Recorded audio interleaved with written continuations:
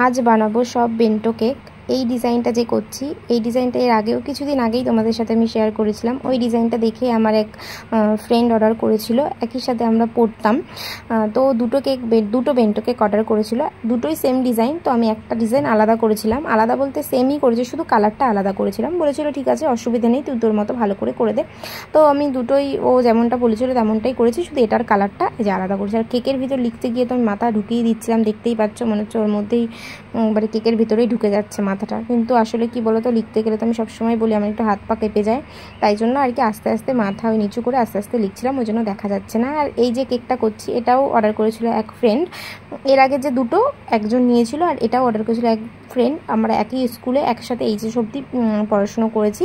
তো এটা ওর বরের জন্মদিনের জন্য ছিল, সিম্পলের মধ্যে। এই ডিজাইনও অনেক মানে করেছি আগে, তবে এখন অনেক দিন বাদে এই ডিজাইনটা করলাম। কেকগুলো তোমাদের কেমন লাগলো জানিও। আর সবগুলোই ছিল চকলেট ইনসাইড। আর এই যে কেকটা করছি, এটা একদম সাডেনলি অর্ডার পেয়েছি, প্রায় তখন 12টা সাড়ে 12টা বাজে, 3টের মধ্যে আমি দিয়েছিলাম। সবগুলো যেহেতু একই জায়গায় ছিল, তো ভাবলাম তাড়াতাড়ি করে রেডি করে নিই, একবারে দিয়ে দেবো। তো এটা ছিল অনুকূল ঠাকুরের জন্য। কেকটা তোমাদের কেমন লাগলো জানিও, একদম সিম্পল সাদামাটা করেছিলাম। তো চলো টাটা।